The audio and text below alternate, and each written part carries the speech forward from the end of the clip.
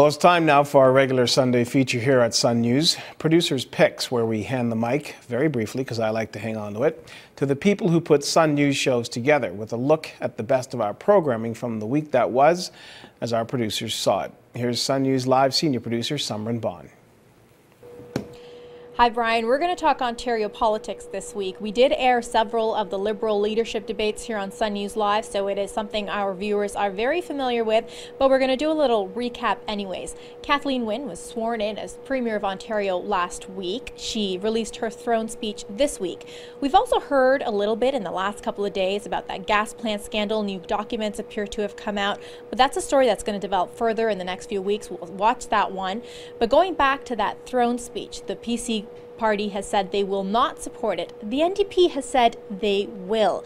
Now, we had Andrea Horwath on Canada Live earlier this week to explain the party's position on the throne speech, and Anita Sharma asked her very directly why she's going to support the throne speech and this government, despite the fact that ultimately she does want to be premier.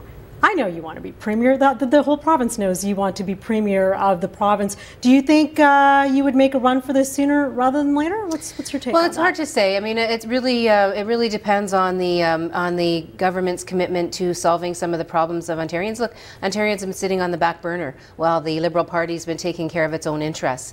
That's not the right track to be on. So we need to get onto the right track. And you're right. I ran for the job of premier last time, but that's not the job I got. But the job I did get is one I take seriously, and I want to get results for people. And if I can get results for people, that's important to me, and that's the most important thing. Now, as I mentioned, Andrea Horwath says she will continue to support the throne speech. It is a confidence motion. Despite the several reservations she does have about this gas plant scandal, she wants a public inquiry. We will continue to follow that story over the next few weeks as it develops. That Producer's Pick was brought to you by Dave Summer, who is the senior producer for Canada Live. Now, our second story takes us to Quebec, where the province's language police appears to have come down on one restaurant. The restaurant is called Bueno Notte, and it came in the angel hairs of the language police because of words like pasta and pizza on its menus. The language police saying that those words can't take precedence over things, over the French language, rather. Now, the language police did reverse its decision later on, saying that perhaps there was a, quote, excess of zeal in their decision and they will take the particularities of this restaurant into consideration.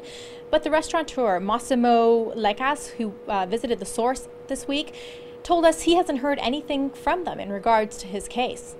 I've reached out to them and contacted them, but I still haven't gotten anything ever since the media hoopla and the social medias that have exploded with the stories. I have not had a single contact with them. You've obviously built up a strong clientele. How on earth, after 21, 22 years of being in business, did a complaint suddenly come about? What prompted the Office de la Langue Française to criticize your use of the word pasta?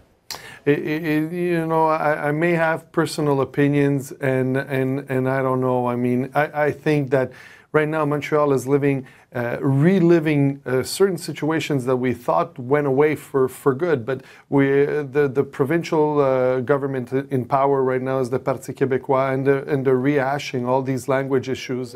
That Producer's Pick was brought to you by Ricky Ratliff, who is the senior producer for The Source with Ezra Levant. That wraps up Producer's Picks for this week. We hope you tune in again next week.